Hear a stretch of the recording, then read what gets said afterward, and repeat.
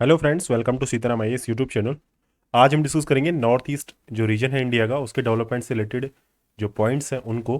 लेकिन उससे पहले हम देख लें कि नॉर्थ ईस्ट के डेवलपमेंट से रिलेटेड जो चैलेंजेस हैं वो किन किन फील्ड्स में बने हुए हैं। जैसे कि डेवलपमेंट की फील्ड में है, इंटरनल सिक्योरिटी के फील्ड में है, आपका नॉर्थ ईस्ट का जो एक्सट्रीमिस्ट जो एक्टिविटीज़ होती है उनसे रिलेटेड है। तो उन चीज़ों को देखना है तो उसको पहले एक बार देख लें कि कौन कौन से क्वेश्चंस पहले पुट हुए हैं अपने यूपीएससी के पेपर्स में।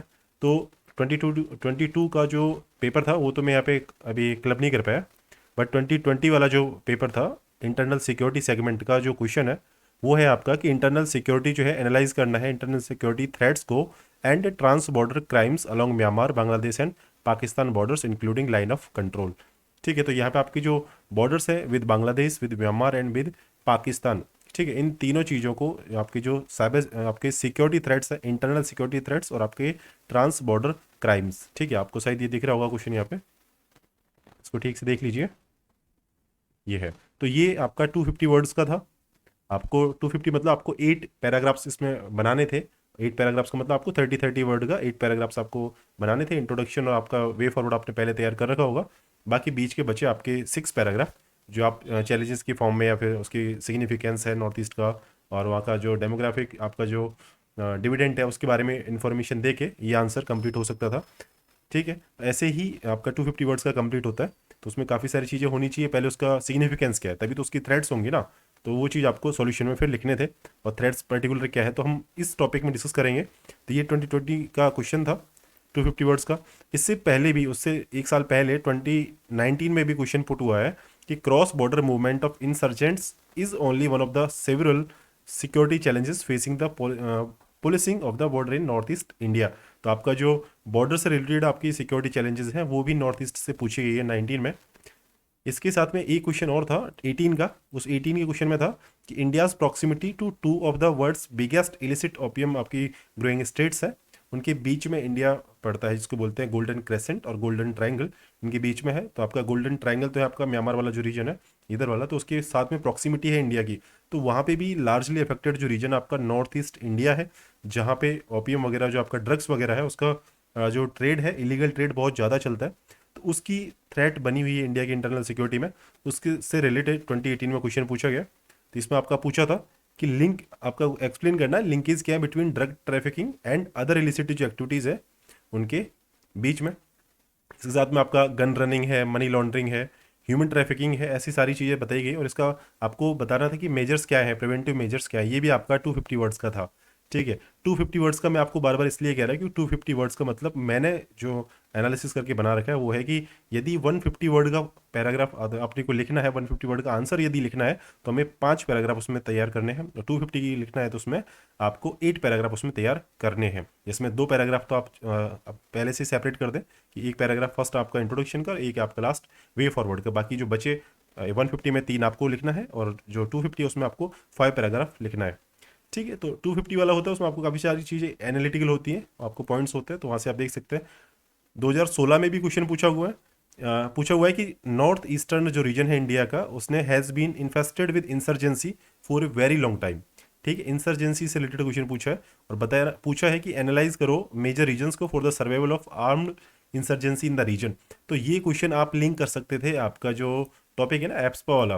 तो एप्सपा पे पर्टिकुलर क्वेश्चन पूछा गया है काफ़ी पहले, अभी नहीं पूछा गया। एप्सपा पे शायद 15 में या 13 के आसपास पूछा गया था। तो वहाँ से ऐसा क्वेश्चन इसके बाद में 16 में ये बन गया, इंसर्जेंसी से लिंक क्या है। तो इंसर्जेंसी को ख़त्म करने के लिए उधर एप्सपा लगा हुआ है, अभी भी कुछ जगह पे है। सभी स्टेट्स में तो नहीं, लेकिन कुछ पर्टिकुलर जगह वहाँ पे लगा हुआ है। मेन से पहले कुछ लोकेशंस को लिख लेना कि कहाँ कहाँ पे एप्सपा लगा हुआ है।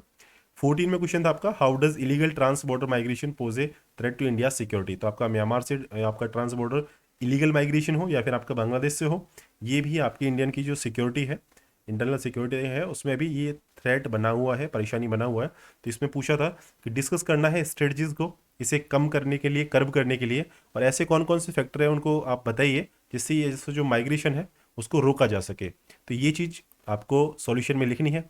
तो अब इससे पहले देखिए, अब ये जो हो गया अपना क्वेश्चंस हो गया, अभी हम देखेंगे आज का जो टॉपिक हमें डिस्कस करना है। ठीक है, ये अपना टॉपिक है नॉर्थ ईस्ट रीजन का जो डेवलपमेंट है उससे रिलेटेड।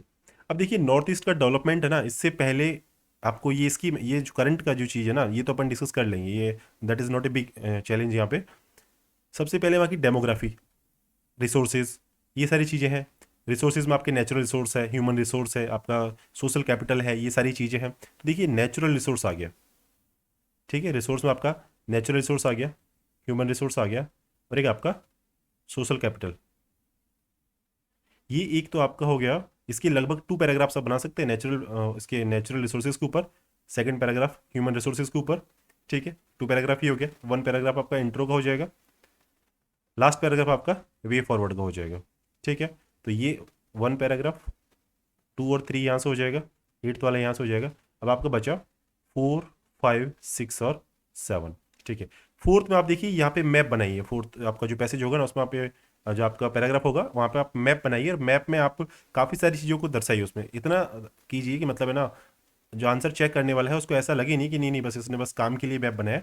जैसे आप उसमें स्टेट्स को फिल कर सकते हैं, इसके साथ में कोई आप रिवर है, आपकी जो ब्रह्मपुत्र रिवर उसको कर सकते हैं, कलादान प्रोजेक्ट की लोकेशन दिखा सकते हैं। तो कुछ ऐसी जो क्रिटिकल लोकेशंस है ना उनको दिखाइए, तो उससे आपका मैप भी कंप्लीट हो जाएगा। और ऐसे आप लोकेशन ढंग से इसका मैप बना सकते हैं, ये इस तरह से। और अच्छा बना सकते हैं ना आप, तो यहाँ पे पर्टिकुलर स्टेट्स का भी यहाँ पे बना दीजिए। इस तरह से आपका मैप कंप्लीट हो जाएगा, स्टेट्स को शो कर दीजिए, ये हो गया आपका मैप हो जाएगा। अब 5th और 6th है ना, यहाँ पे आप चैलेंजेस लिखिए कि चैलेंजेस क्या क्या है। चैलेंजेस लिखिए, चैलेंजेस काफ़ी हो जाएंगे। सॉल्यूशन में आप क्या लिखेंगे, सॉल्यूशन में यदि गवर्नमेंट के आपका जो इनिशिएटिव्स है ना, तो इस पे जो आप न्यूज़ डिस्कस करेंगे इसमें काफ़ी इनिशिएटिव्स दिए हुए हैं जो आप सीधा सीधा पुट कर सकते हैं। तो इसको या तो आप यहाँ पे लिख लीजिए 6th में, या 7th में कर लीजिए। और 7th में आपका जो जनरल सॉल्यूशन है, तो पहले आप जनरल सॉल्यूशंस कर लेते हैं, तो 6th में आप जनरल सॉल्यूशन कर लेना, 7th में गवर्नमेंट के जो आपके इनिशिएटिव्स हैं उनको लिख देना, और 8th आपका वे फॉरवर्ड है। तो वे फॉरवर्ड आपका एकदम जैसा होता है ना यूटोपियन टाइप का, उस तरह से आप लिख सकते हैं। ऐसा आपका 250 वर्ड का क्वेश्चन कंप्लीट हो जाता है। अब ये नॉर्थ ईस्ट के डेवलपमेंट से रिलेटेड क्वेश्चन हो, नॉर्थ ईस्ट में इंसर्जेंसी वाला हो, नॉर्थ ईस्ट में आपका बॉर्डर इश्यू हो, नॉर्थ ईस्ट में आपका इलीगल ट्रेड हो, नॉर्थ ईस्ट में आपका ड्रग ट्रैफिकिंग हो, आपका ह्यूमन ट्रैफिकिंग हो, ठीक है। और इसके साथ में आपका यदि आपका सोसाइटी में क्वेश्चन आता है ना, तो सोसाइटी में पर्टिकुलर नॉर्थ ईस्ट से नहीं बनता है, सोसाइटी में आपका कंप्लीट इंडिया में जो आपकी ट्राइब्स हैं उनसे रिलेटेड क्वेश्चन बनता है। लेकिन यहाँ पे भी आपको चाहे ना तो 150 वर्ड का यहाँ पे भी कर सकते हैं, ट्राइबल से रिलेटेड। ट्राइबल्स में आप यहाँ पे जैसे जो नॉर्थ ईस्ट की जो ट्राइब्स हैं वो आपकी हैं, जिसको बोलते हैं तिब्बतन मंगोलॉइड, जो उनकी रेस है उससे रिलेटेड है।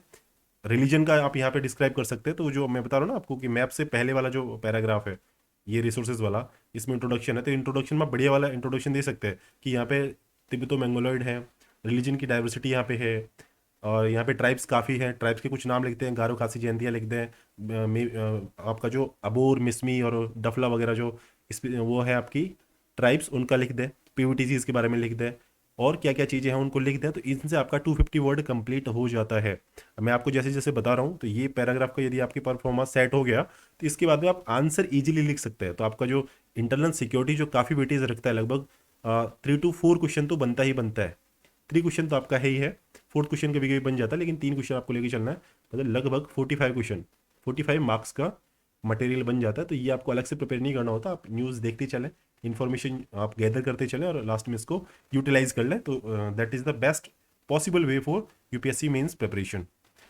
अभी यहाँ पे देखिए टॉपिक स्टार्ट करते हैं, वरना वीडियो फिर बड़ी हो जाएगी, तो आप भी बोर हो जाते लास्ट में, ठीक है। जबकि अपन काफ़ी सारी अच्छी चीज़ें बाद में बताते हैं, तो आज हमने पहले बता दी, तो यहाँ पे डिस्कस करेंगे।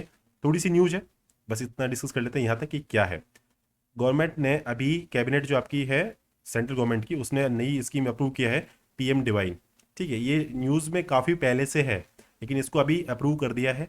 बजट इसका आपको याद रखने की जरूरत नहीं है, लेकिन 66 आपका जो 100 करोड़ है ना, ये काफ़ी अमाउंट है, काफ़ी बड़ा अमाउंट है नॉर्थ ईस्ट के लिए, ठीक है। अब जैसे आप एक अंदाजा लगाइए कि जो फार्मर्स की है, फार्मर्स 10 करोड़ फार्मर्स को 6000 रुपीज़ पर एनम दिया जाता है अभी पीएम किसान के अंदर, ठीक है। और आपको कल ही मैंने डिस्कस किया था कि जो फूड सब्सिडी है ना, फूड सब्सिडी में आपका लगभग 2.4 लाख करोड़ का एक्सपेंडिचर होता है फूड सब्सिडी में।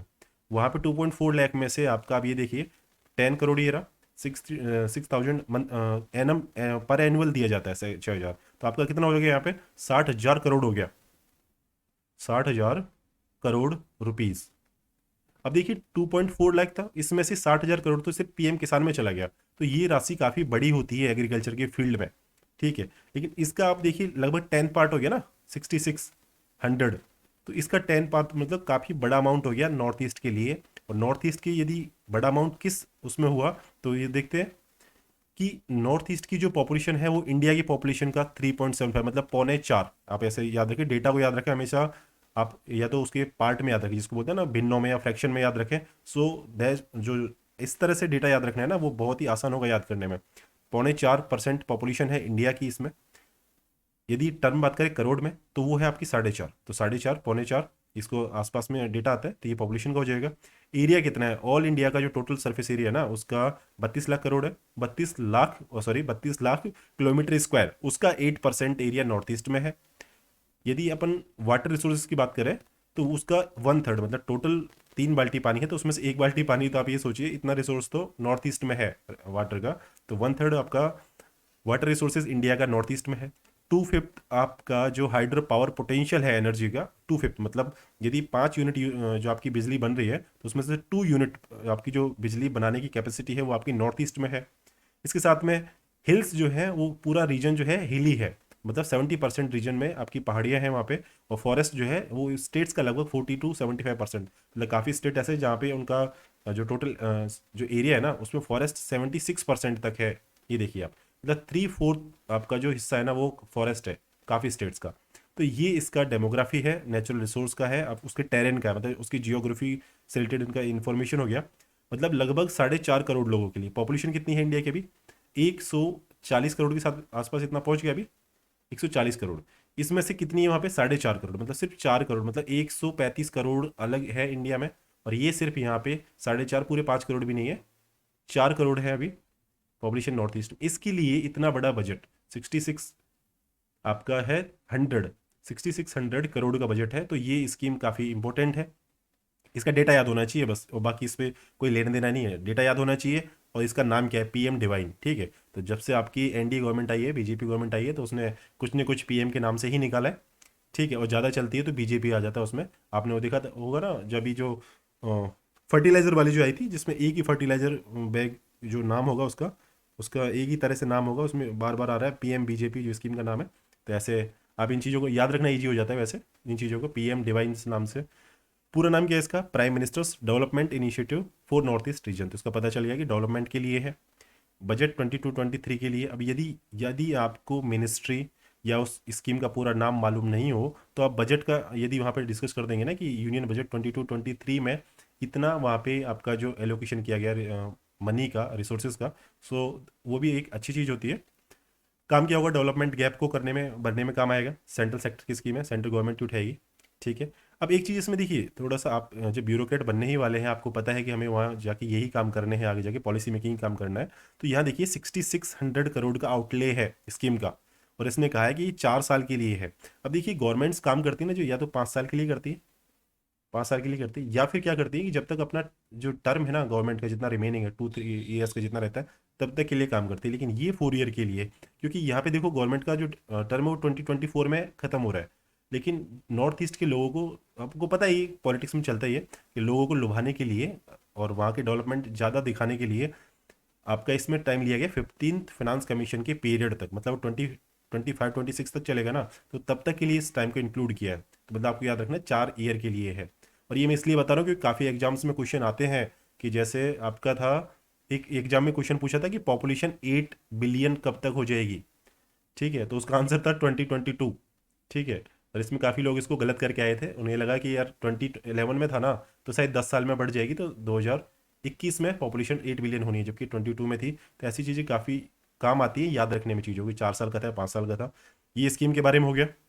आगे चलते हैं फटाफट से, चैलेंजेस क्या है, क्या क्या इन्फॉर्मेशन है वहाँ के बारे में। नॉर्थ ईस्ट में 8 आपके स्टेट्स आते हैं, आपको मालूम है, 7 सिस्टर्स प्लस आपका सिक्किम है। ये डेमोग्राफी आपको मैंने बता दिया, रिसोर्सेज बता दिया। मैप आप प्रैक्टिस कर सकते हैं, मैप एक बार आप जरूर प्रैक्टिस करें। आप यदि ये वीडियो देख रहे हैं तो आप एक पेन आपके पास जरूर होगा, ठीक है। इसको प्रैक्टिस कर ले एक बार बनाने के लिए, ऐसे प्रैक्टिस कर ले। देखिए मैं जैसे मैं बना रहा हूँ ना, ऐसे ये कर ले, सिक्किम यहाँ पे होता है, ऐसे कुछ रफ इसका आप बना लें तो आपका बन जाएगा यहाँ पे, ठीक है। ऐसे आप बना लें। अब देखिए पीएम डिवाइन है इंफ्रास्ट्रक्चर डेवलपमेंट के लिए, है सोशल डेवलपमेंट प्रोजेक्ट यहाँ पे है, end to end development solutions होंगे।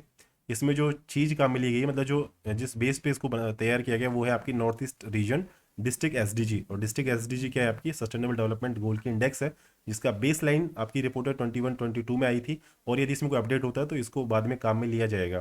तो और ये काम आएगी आपके प्रोजेक्ट के आइडेंटिफिकेशन में और फॉर्मुलेशन में, यदि पीएम डिवाइन के अंदर कोई भी प्रोजेक्ट बनाया जाता है तो। ठीक है, अब आपको पता होना चाहिए नॉर्थ ईस्ट में कोई स्ट्रॉन्ग पॉलिटिकल लीडर नहीं है। ठीक है, कोई स्ट्रॉन्ग पॉलिटिकल लीडर्स की आइडियोलॉजी नहीं है, तो वहाँ पे जो आपकी इंस्टीट्यूशंस है ना, उनका जो मैंडेट है उसके बेस्ड पे डेवलपमेंट किया जाता है। तो जैसे नीति आयोग है, जैसे आपका यूएनडीपी है, इनकी कोलोब्रेशन होते हैं, मिनिस्ट्रीज हैं, तो इनकी जो मैंडेट होते हैं उनके बेस्ड पे वहाँ पे डेवलपमेंट चलता है। अब जैसे अंडमान एंड निकोबार है, तो वहाँ पे डेवलपमेंट किस बेस पे चलेगा, तो वहाँ पे जो गवर्नर जो होते हैं वहाँ पे, जिसको एलजी बोलते हैं, एडमिनिस्ट्रेटर होता है वहाँ पे, तो वो जिस हिसाब से बताते हैं ना उस बेस्ड पे वहाँ पे डेवलपमेंट होता है। तो उसके लिए आपको पता है नीति आयोग है, काफ़ी काम कर रहा है, तो वहाँ से उनकी थोड़ा इन्फॉर्मेशन ली जाती है, और बाकी नीति आयोग जो है उसके बेस्ड पे वहाँ पे एक्सपेंडिचर किए जाते हैं। ये चलता है। इंपॉर्टेंस क्या है नॉर्थ ईस्ट के डेवलपमेंट का, ये काफ़ी इंपॉर्टेंट है, जो मैंने आपको बताया था फोर्थ पैराग्राफ जो आपको लिखना है ना, कि सिग्निफिकेंस क्या है नॉर्थ ईस्ट को वहाँ पे। जियो स्ट्रेटेजिक लोकेशन है, जियो स्ट्रेटेजिक मतलब स्ट्रेटजिक लोकेशन है। यहाँ पे अभी तवांग को जो डिस्कशन चल रहा था, तवांग पे जो अभी सोल्जर्स के बीच में क्लैश हुआ था, वो यहाँ पे तवांग है। ठीक है, और मैं आपको बता दूं मेरे फादर भी अभी मिलिट्री में है, तो कई बार वो जाते रहते हैं यहाँ पे मिलिट्री आपके टॉक्स के लिए ऑफिसर्स के साथ में।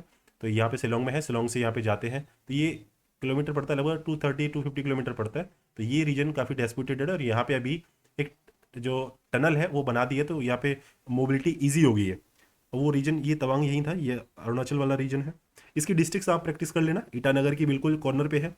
देखिए यहाँ पे दो स्टेट्स हैं जिनकी कैपिटल बिल्कुल साउथ में है, मिडिल साउथ में, मतलब ईटानगर आंध्र प्रदेश की, ये आंध्र प्रदेश की अरुणाचल की कैपिटल है, ये मिडिल साउथ साउथ मिडिल में है। और नागालैंड है कोहिमा, इसकी भी बिल्कुल नीचे है अपने स्टेट में। तो ये दो लोकेशन आप याद रखना, बाकी सबकी सेंटर में है। और ये बॉर्डर पे है इसकी त्रिपुरा की, आपकी जो अगरतला है यहाँ पे। बाकी आप नॉर्मली देख सकते हैं। जियो स्ट्रेटजिक लोकेशन मतलब कंट्रीज काफ़ी हैं, भूटान है यहाँ पे आपकी चाइना है, इधर आपकी म्यांमार है, और इधर आपका बांग्लादेश है। इस वजह से ये कनेक्ट करती है इंडिया को robust south east Asian market से, ताकि आपका इंटरनेशनल ट्रेड जो है वो कंड्यूसिव हो सके। पोटेंशियल है काफ़ी एग्रीकल्चर ट्रेड के लिए, जैसे काफ़ी सारी चीज़ें, पाइनएप्पल 95% यहाँ पे आपका सरप्लस होता है, मार्केटेबल सरप्लस है पाइनएप्पल्स का। जैक फ्रूट है आपका, जिसे शायद कटल बोलते हैं, और कैबेज है 74, ऑरेंज है। तो ये इतना यहाँ पे सरप्लस है, मतलब वहाँ का प्रोडक्शन उनकी नीड और उससे ऊपर जो बचता है उसे आप सरप्लस कहते हैं। तो ह्यूज पोटेंशियल एग्रीकल्चर ट्रेड के लिए। और सक्सेस यदि हमें करना है ना एक्ट ईस्ट पॉलिसी के लिए, तो हमें नॉर्थ ईस्ट रीजन को आपको डेवलप करना ही पड़ेगा, ताकि हमारी जो वैल्यू चेन है नॉर्थ ईस्ट रीजन में वो स्ट्रांग हो सके, और नेबरिंग कंट्रीज़ के साथ में हमारे जो हम जो पॉलिसीज़ बनाते हैं वो डिजायरेबल रिजल्ट यील्ड कर सके। इसलिए हमें ये ज़रूरी है नॉर्थ ईस्ट का डेवलपमेंट। इसके साथ में अनहार्नेस्ड रिसोर्स हैं वहाँ पे, मतलब जिनको अभी या तो वो अंडर यूटिलाइज्ड है, या यूटिलाइज किए ही नहीं गए, मतलब अनयूटिलाइज्ड है, या फिर मिसमैनेज्ड है, जिनका मैनेजमेंट बिल्कुल ठीक नहीं है। और रिसोर्सेज कौन कौन से हो सकते हैं, जैसे लैंड रिसोर्स है, फॉरेस्ट रिसोर्स है, फॉरेस्ट की वेजिटेशन है, ऐसे काफ़ी रिसोर्स जैसे ह्यूमन रिसोर्स है। ठीक है, तो ऐसे जो रिसोर्सेज हैं उनका या तो अंडर यूटिलाइजेशन, ये टर्म याद रखना नॉर्थ ईस्ट के लिए। नॉर्थ ईस्ट ट्राइबल एरिया, आपके जो डिप्राइव्ड जो आपके रीजन है उनके लिए अंडर यूटिलाइज्ड, अनयूटिलाइज्ड और मिसमैनेज्ड, ये टर्म याद रखेंगे तो आपका आंसर जो थोड़ा अट्रैक्टिव लगेगा पढ़ने वाले के लिए। ठीक है, यहाँ पे एम्प्लॉयमेंट क्रिएशन और जीडीपी जनरेशन में काफ़ी मदद मिल सकती है यदि नॉर्थ ईस्ट में डेवलपमेंट किया जाता है तो। और यहाँ पे पोटेंट इनपुट मार्केट कैटलिस्ट की प्रेजेंस है, जैसे कि आपका सोशल कैपिटल होता है। सोशल कैपिटल आपको पता है, सोशल कैपिटल क्या है, सोशल सोसाइटी से रिलेटेड जितने भी आपके आपके कह सकते हैं इंडिकेटर्स हैं, इंडेक्स हैं, जैसे डाइवर्सिटी है सोसाइटी की, कल्चरल रिचनेस है, ये काफ़ी है यहाँ पे। और यहाँ पे पोटेंशियल इनपुट मार्केट कैटलिस्ट की तरह ये काम कर सकते हैं। फिजिकल आपके जो रिसोर्सेज हैं, ह्यूमन रिसोर्सेज हैं, इसके साथ में आपका नेचुरल रिसोर्सेज हैं, काफ़ी अमाउंट में यहाँ पे अवेलेबल है। इनको यदि ढंग से हार्नेस किया, तरीके से हार्नेस यदि उनको किया, काम में लिया, तो ऑब्वियसली यहाँ पे जो ग्रोथ है वो आपकी जीडीपी जनरेशन में हेल्प कर सकती है। अब जो पीएम डिवाइन योजना बनी है ना, देखिए कोई भी योजना डेवलपमेंट की योजना होती है, उनका काम क्या होता है, वो सबसे पहले आपका करती है डेवलपमेंट गैप्स को फिल करती है। फिर आपके जो सोशल डेवलपमेंट प्रोजेक्ट्स होते हैं उनको सपोर्ट करती है, तो ये भी सपोर्ट करेगी। लाइवलीहुड वहाँ पे प्रोवाइड करती है, लाइवलीहुड एक्टिविटीज़ है उनको इनेबल करती है, यूथ और वुमन को रोजगार देती है। आपके जो इंफ्रास्ट्रक्चर के लिए जो फंड है वो प्रोवाइड करती है। और जो आपका पीएम गति शक्ति, शायद आपका 111 लाख करोड़ था, 111 लाख करोड़, शायद ये डेटा यदि मुझे सही से याद है ना, तो इतना ही 111 लाख करोड़, जो कि बहुत बड़ा अमाउंट है। ठीक है, उसमें ये आपका उसी स्प्रिट में, मतलब जो पीएम गति शक्ति की जो स्प्रिट है ना, जो भावना है, फीलिंग है उस स्कीम की, कि इतना ऐसा इस तरह से डेवलपमेंट होना चाहिए, तो उसी में ये हेल्प करेगी इंफ्रास्ट्रक्चर फंड यहाँ पे मैनेज करके। अब चैलेंजेस क्या है, तो अपने जो इंटरनल सिक्योरिटी के जो क्वेश्चंस थे ना, उसमें जो चैलेंजेस की हम बात करेंगे वो सब यहाँ आ जाते हैं। पहला है आपका, आपको मैंने बताया हर 8 पैराग्राफ्स है, एक पैराग्राफ के लिए आपको 30 वर्ड याद रखना है। 30 मतलब 5.6 वर्ड वाला, तो 30 हो जाएगा आपको। तो यहाँ देखिए 5 पॉइंट हो जाता है, तो आप याद रखना कि एक पैराग्राफ हमारा हो गया। जैसे चैलेंजेस क्या क्या है, तो चैलेंज पहला है जियो पॉलिटिकल फैक्टर, ये पहला पॉइंट हो गया, इसमें अंदर लिख देना क्या क्या। यहाँ पे सिक्योरिटी कंसर्न से सफ़र होता है north east, cross border conflict होते हैं, यहाँ पे इलीगल एक्टिविटीज़ होती हैं, मिलिट्री टेक ओवर जो म्यांमार का है वो उसने काफ़ी इफेक्ट किया है नॉर्थ ईस्ट की डेमोग्राफी को। एंटी इंडिया सेंटीमेंट्स काफ़ी बार बांग्लादेश में देखने को मिलते हैं, इस वजह से काफ़ी कॉम्प्लिकेशंस होती हैं सिचुएशंस में। तो ये पॉइंट आपका वो जियो पॉलिटिकल फैक्टर्स, रिवाइज कर लेना इन चीज़ों को। जियो पॉलिटिकल फैक्टर्स में क्या क्या चीज़ें हैं, कि एक तो सिक्योरिटी कंसर्न से सफ़र करता है नॉर्थ ईस्ट, दूसरा वहाँ पे इलीगल एक्टिविटीज़ हैं, तीसरा वहाँ पे बॉर्डर कन्फ्लिक्ट है, और एग्जाम्पल देना फिर आप कि म्यांमार में मिलिट्री टेक ओवर हो गया, इस तरह से काफ़ी परेशानी होती है, और बांग्लादेश के एंटी इंडिया सेंटीमेंट्स जो होते हैं वो काफ़ी आपकी इंपैक्ट करते हैं, कॉम्प्लिकेट करते हैं सिचुएशन को। तो ये आपका इस तरह से ये बेटर पॉइंट बन सकता है। फिर टेरेन की डिफिकल्टी से क्या क्या चैलेंजेस, तो टेरेन की डिफिकल्टी से देखिए, रेलवे को डेवलप करना और तरह से जो ट्रांजिट फैसिलिटीज़ है उनको डेवलप करना काफ़ी मुश्किल हो जाता है। मैंने आपको बताया 70% एरिया हिली है, 40 से 75% के बीच में एरिया जो है आपका फॉरेस्ट के अंदर आता है। तो वहाँ पे डेवलपमेंट के लिए आपको पता है ना, डिस्ट्रिक्ट जिसको बोलते हैं एडीसी, ऑटोनोमस डिस्ट्रिक्ट काउंसिल की परमिशन लेना काफ़ी ज़रूरी होता है, वो जो कहती हैं तभी वहाँ पे डेवलपमेंट हो सकता है। प्रोजेक्ट, हर प्रोजेक्ट के लिए डेवलपमेंट के लिए परमिशन लेना मैंडेटरी होता है। और टेरेन डिफिकल्ट है, फॉरेस्ट है, काफ़ी सारी चीज़ें, तो पहले तो नेचुरल बैरियर्स ही काफ़ी बन गए, तो उसके बाद में यदि फॉरेस्ट को आप काटोगे, डिफॉरेस्टेशन करोगे, तो आपको इतनी परमिशंस लेनी पड़ेगी। और इधर देखना, जो ऑटोनोमस डेवलपमेंट, जो ऑटोनोमस डिस्ट्रिक्ट काउंसिल जो है, उनको बहुत ज़्यादा ऑटोनॉमी मिली हुई है, पावर्स मिली हुई है वहाँ, यदि डेवलपमेंट किया जाता है तो इस वजह से आपका जो रैपिड इकोनॉमिक ग्रोथ है, रैपिड इकोनॉमिक डेवलपमेंट है, उसमें काफ़ी सारे कंस्ट्रेंट्स या चैलेंजेस बने हुए हैं। इसके साथ में इनफॉर्मल इकोनॉमी यहाँ पे बहुत ही ज़्यादा प्री डोमिनेंट है, बहुत ही ज़्यादा डोमिनेंस में है। जैसे कि आपका नारकोटिक ट्रेडिंग है ना, बहुत ज़्यादा रैम्पेंट है। रैम्पेंट मूवी आई थी, तो ये वर्ड आप याद रखिए, रैम्पेंट। रैम्पेंट होता है मतलब भयानक एक तरीके से। ठीक है, तो नारकोटिक्स का जो ट्रेड है वो यहाँ पे रैम्पेंट है, बहुत ही ज़्यादा इलीगल एक्टिविटी चलती है। जैसे कि अब ये आप एग्जांपल लिख देना, वीपन्स की ट्रेडिंग है, वीपनरी जिसको ट्रेडिंग बोलते हैं, ट्रैफिकिंग है रेयर एनिमल्स में, पोचिंग है। तो इस वजह से आपका जो ऑफिशियल बॉर्डर ट्रेड है ना, वो तो बहुत घट गया है, तो आपका जो इलीगल ट्रेड है वो बहुत ज़्यादा बढ़ गया है। तो ये आपका लिखेंगे आप, इनफॉर्मल इकोनॉमी प्रीडोमिनेंट है वहाँ पे, टेरेन डिफिकल्ट है, जियो पॉलिटिकल फैक्टर्स है। और आपका फोर्थ लिखेंगे, ये सेकंड थर्ड फोर्थ लिखेंगे, इंफ्रास्ट्रक्चर बोटलनेक्स। अब इस वजह से क्या होगा कि रेस्ट जो कंट्री है अपनी, जो आपका सिलीगुड़ी कॉरिडोर है, उसके इधर वाला पार्ट और नॉर्थ ईस्ट वाला रीजन, ये डिस्कनेक्ट हो जाता है, क्योंकि यहाँ पे इंफ्रास्ट्रक्चर हमारा बेटर नहीं है, पुअर है बहुत ही ज़्यादा, और इन्वेस्टमेंट की बहुत ज़्यादा कमी है। इस वजह से हमारी जो इकोनॉमिक डेवलपमेंट है वो काफ़ी हैम्पर होता है इस रीजन का। ये 4 पॉइंट हो गया। फिफ्थ आप लिखें कि चैलेंजेस जो है आपके ट्रेड फैसिलिटेशन के नेबरिंग कंट्रीज़ के साथ में काफ़ी बने हुए हैं। जैसे आपका, यदि म्यांमार से कोई गुड्स आया, तो ये अपना इंडिया है, इंडिया में आएगा, तो यहाँ से गुड्स यहाँ तक आएंगे बॉर्डर पे, यहाँ से फिर दोबारा उनकी गाड़ियों में लोडिंग होगी, फिर आगे ये जाएगा पूरी कंट्री में। ठीक है, और यहाँ पे रेलवे, फाइनल बॉर्डर तक रेलवेज नहीं है, रेलवे का एक लोकेशन है, वहाँ तक पहुँचाने के लिए यहाँ पे जाएगा, फिर रेलवे से फिर से दोबारा ये माल लोड होगा, फिर आगे जाके जहाँ पहुँचना होगा डेस्टिनेशन, वहाँ पहुँचना होगा। ठीक है, तो मुझे वो अभी वो टर्म याद नहीं आ रही, मैंने आपको पहले बताई थी, जिसमें आपका घर से मेट्रो से अगले मेट्रो स्टेशन तक, और वहाँ से फिर ऑफिस तक जाने के लिए 3 तरह की कॉस्ट थी, मैंने जो आपको बताई थी। ठीक है, मुझे याद आ जाएगा तभी बता दूंगा, वरना आप याद कीजिए क्या है। ठीक है, तो उसमें ये वाली जो कॉस्ट है ना, ट्रांसपोर्टेशन कॉस्ट है, काफ़ी ज़्यादा बढ़ जाती है इस वजह से। और जो अलग अलग व्हीकल्स में इसको ट्रांसलोड किया जाता है, तो ये काफ़ी चैलेंजेस हैं। इसके साथ में प्रोसेस क्लियरेंस में काफ़ी टाइम लगता है, बहुत लेंदी है, तो टाइम और कॉस्ट जो है ट्रांसपोर्टेशन में वो बहुत ज़्यादा वेस्ट हो जाता है। सोशल अनरेस्ट जो है वो आपकी आर्म्ड इंसर्जेंसी है, क्रॉस बॉर्डर माइग्रेशन है, और आपकी जो मूवमेंट है कुछ डिमांड्स के लिए, कि जैसे सेपरेट फेडरल स्टेट बनाना है, ऑटोनोमस यूनिट्स है, जैसे आपका बोडोलैंड का जो मैटर है, बोडोलैंड का जो रीजन है, इसको कई बार अलग से स्टेट बनाने की मांग चलती है। तो ऐसी जो ऑटोनोमस यूनिट है ये अपने आप को स्टेट डिक्लेयर करने के लिए काफ़ी डिमांड करती है, मूवमेंट करती है। इस वजह से काफ़ी सोशल अनरेस्ट मिलता है नॉर्थ ईस्ट में। इतने कन्फ्लिक्ट काफ़ी ज़्यादा इम्पीड करते हैं नॉर्थ ईस्ट की ग्रोथ को, नॉर्थ ईस्ट के डेवलपमेंट को। तो आप देखिए ये 3 वर्ड याद रखिए: cross border migration, armed insurgency, movement for separate federal state, इसके साथ में आपका एथनिक कन्फ्लिक्ट। ये 4 चीज़ आपका सोशल अनरेस्ट में आप लिख सकते हैं, या फिर इनको अलग से लिख देंगे ना तो सोशल अनरेस्ट को लिखने की बात जरूरत नहीं पड़ेगी। इसके साथ में आपका जो सोशल इन्वायरमेंटल डायनेमिक्स है ना, इसको भी आप लिख दीजिए, क्योंकि नॉर्थ ईस्ट में आपका इकोलॉजिकल सेंसिटिव जोन है आपका, ठीक है। और आपका शायद इसमें वो भी है जिसे हम बोलते हैं इकोलॉजिकल हॉट स्पॉट बोलते हैं उसको, ठीक से यदि मुझे टर्म आ रहा है तो इकोलॉजिकल हॉट स्पॉट है या कुछ ऐसा है, जो आपका जैसे वेस्टर्न घाट है ना, इस तरह से आपका नॉर्थ ईस्ट में भी है। अभी चीज़ याद नहीं आ रही मुझे, आप याद कीजिए इसको, उस वर्ड को क्या बोलते हैं। जैसे हिमालयन रीजन है और नॉर्थ ईस्ट वाला है अपना, तो उसी हिमालयन में आता है शायद, और वेस्टर्न घाट है वो है।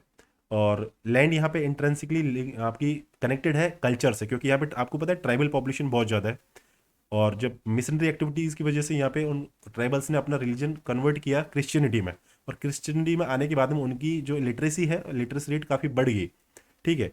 लेकिन अभी भी ट्राइबल्स की जो कल्चर है ना, अभी भी वो नेचर के प्रति है, ठीक है। तो वो अभी भी नेचर वर्शिप को ही मानते हैं अभी भी। तो इस वजह से इंट्रेंसिंग है वहाँ की लैंड जो है, और इससे काफ़ी सारे चैलेंजेस मिलते हैं डेवलपमेंट में, जो कि इंट्रेंसिंग है वहाँ की लोकल कंडीशंस के हिसाब से। ये हुआ आपका चैलेंजेस।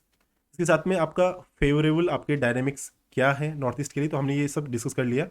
सीधा सीधा देख लेते हैं। राइजिंग डिमांड है फ्रेश फ्रूट एंड वेजिटेबल्स की इंडिया में, तो यहाँ से फुलफिल हो सकती है।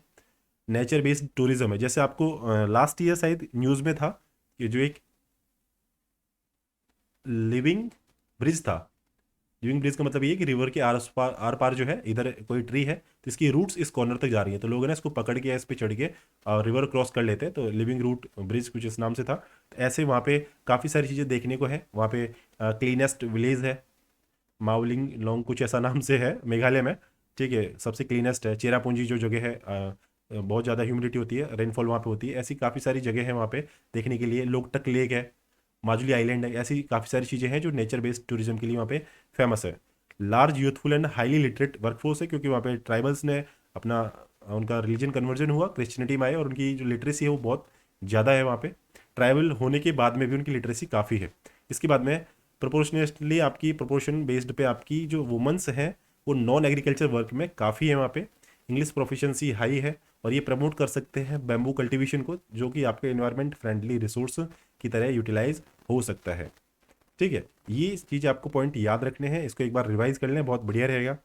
वे फॉरवर्ड हम लिख सकते हैं कि अब सब चीज़ चैलेंज हमने देख लिया, तो सोशल इंपावरमेंट की जरूरत है। रूरल कम्युनिटीज़ को एम्पावर करो, सस्टेनेबल इंस्टीट्यूशंस को क्रिएट करो, मैनेज करो कॉमन एक्टिविटीज़ को around micro financing, livelihood and natural resource management, ताकि लोग अपने लेवल पे, जो रूरल एरियाज जो है वहाँ पे लोग अपने लेवल पे ही इन चीज़ों को मैनेज कर सके, और उनकी जो कम्युनिटीज़ हैं वो एम्पावर हो सके, ताकि एक सस्टेनेबल इंस्टीट्यूशन वहाँ पे क्रिएट हो इन सब चीज़ों को मैनेज करने के लिए।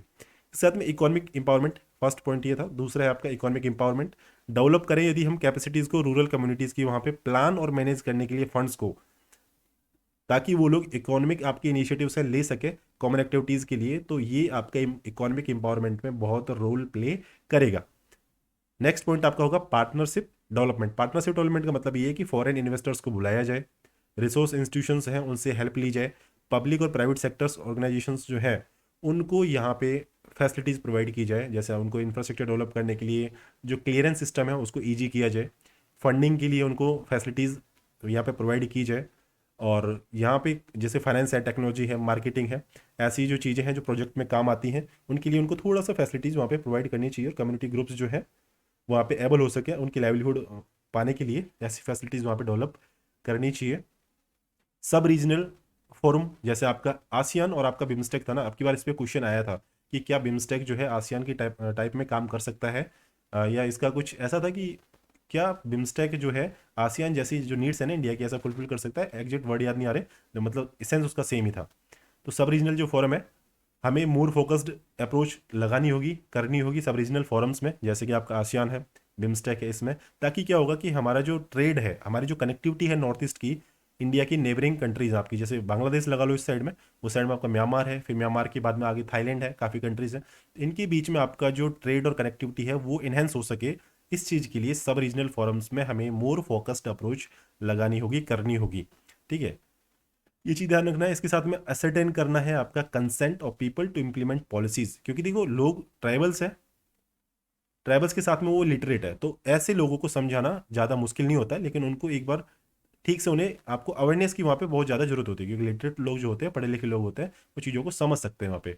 ठीक है, तो उन्हें असरटेन करना है कि हाँ वो जो पॉलिसीज़ हैं जो उनके लिए बनाई जा रही हैं उनके साथ सहमत हो, तो इससे क्या होगा, आपका इकोनॉमिक डेवलपमेंट ईजिली हो सकता है। लेकिन वो उनका देखो भाई, वहाँ पे बताया ना अभी 40% से 75% के बीच वहाँ पे फॉरेस्ट है, तो वो हर कोई चाहता है कि उनके इन्वायरमेंट के साथ में ज़्यादा छेड़छाड़ नहीं हो, डेवलपमेंट हो जाए। तो इससे क्या होगा, उनका सोशल एंड कल्चरल जो फैब्रिक है उनके रीजन का, वो बना रह सकता है।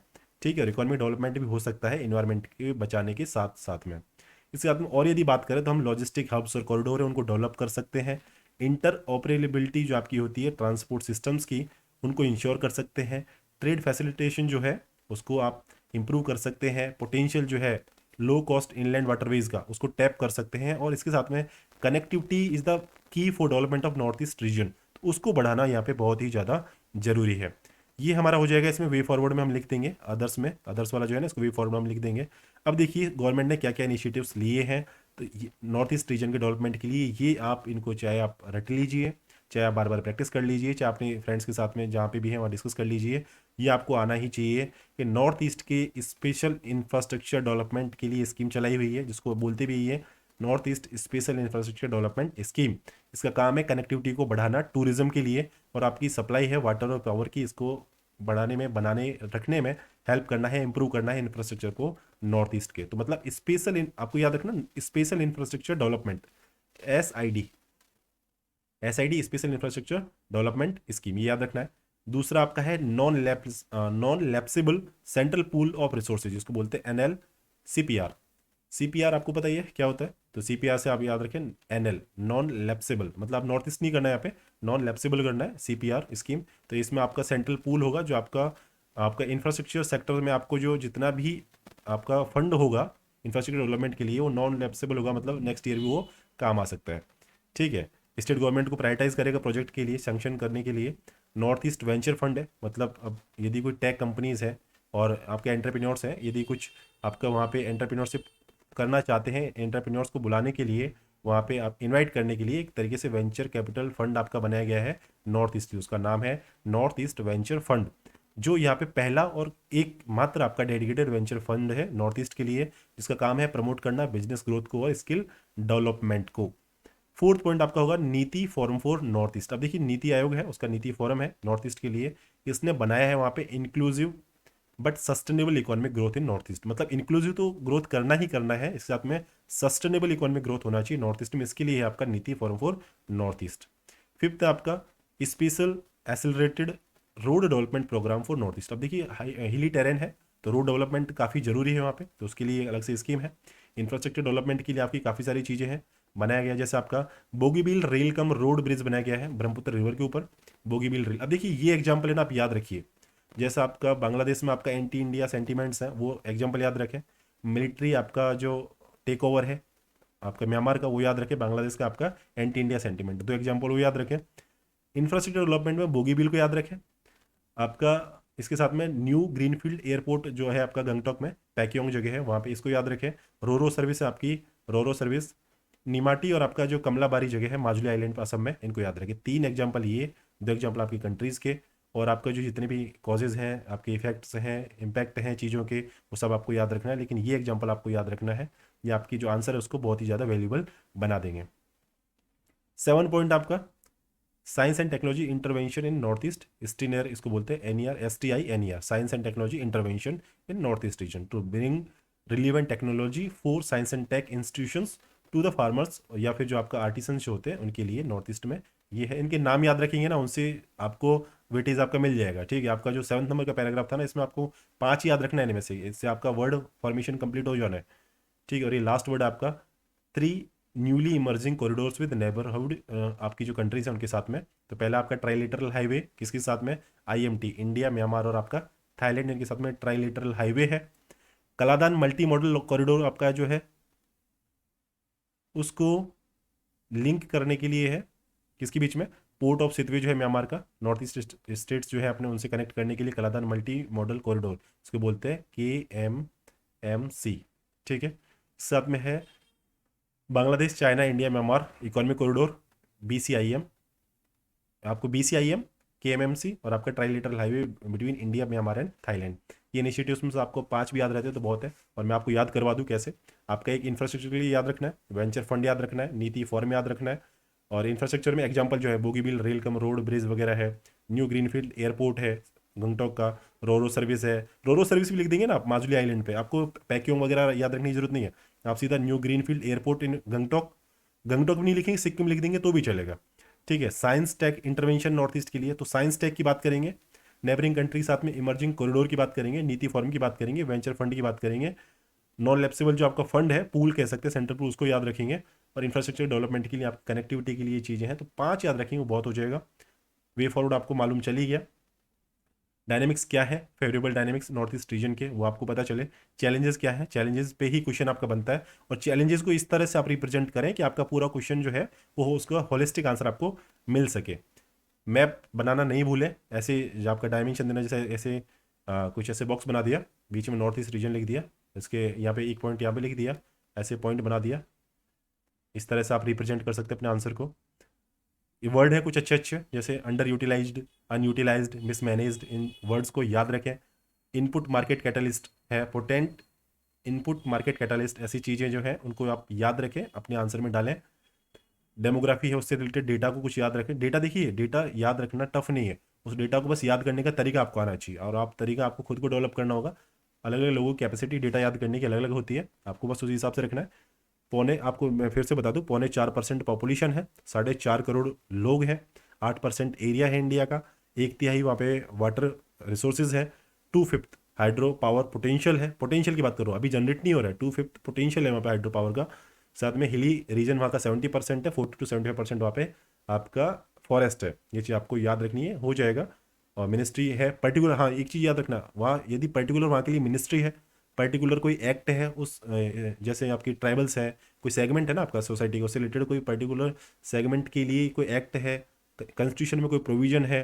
जैसे ट्राइबल्स का कॉन्स्टिट्यूशन में कोई डेफिनेशन नहीं है, लेकिन उसमें आर्टिकल है 341, 342 और 366 ट्राइबल्स से रिलेटेड डील करते हैं, जिसमें बताता है कि किस तरह से ट्राइब्स को आपका कैटेगराइज किया जाएगा कि ये ट्राइब में आएगा नहीं आएगा, लेकिन ट्राइब की डेफिनेशन अभी वहाँ पे ऐसी कोई नहीं है। तो आई होप आपको सेशन पसंद आया, PM डिवाइन के बारे में पता चला, नॉर्थ ईस्ट के बारे में पता चला, नॉर्थ ईस्ट से रिलेटेड आपके इंटरनल सिक्योरिटी चैलेंजेस क्या है, थ्रेट्स क्या है, सॉल्यूशंस क्या हो सकते हैं, और 250 वर्ड मैक्सिमम का आपका क्वेश्चन आता है, तो आप कैसे उसको हैंडल कर सकते हैं।